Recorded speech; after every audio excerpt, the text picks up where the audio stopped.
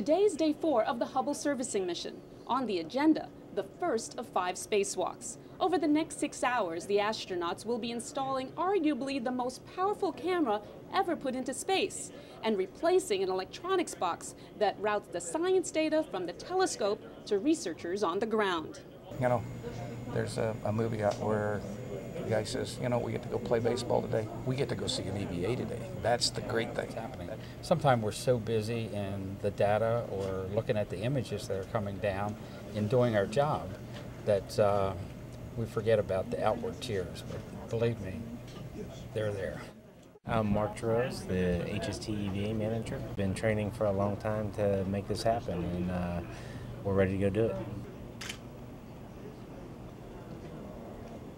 First on the agenda is to remove Wide Field Planetary Camera 2. That's been on board Hubble for 16 years. Once that's out, we're going to put in Wide Field Camera 3, a brand new camera that will make Hubble even more powerful. Understand that if it breaks, then Wide Field stays in. What John said is correct.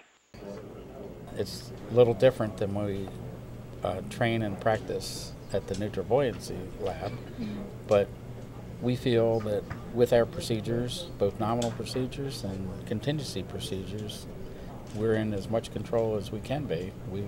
We've been through this. 3. Woohoo, it's moving out. 4. Great job, great news. It was tougher to do than we thought, but you know, it has ended with just beautifully. Well, I've just lost 5 years of my life, I think. Congratulations. Okay. You still need a few more things, but that was a little dicey, but yeah, feels good. My heart's still pounding. The thought of not getting Wide Field 3 in is just something I can't think about, but it's great that we got that A-latch out, and we'll keep moving forward. All right. Yeah, that's a good sign. I'm the senior project scientist for Hubble Space Telescope at Goddard Space Flight Center. I guess you could turn it around and say it was a little bit of a miracle that we came that close to the precipice, but somehow these guys got the job done and they pulled us back from the precipice. And so now we have with 3 in. And it's almost like I have to pinch myself to believe it after the nightmare we were going through just a couple of hours ago.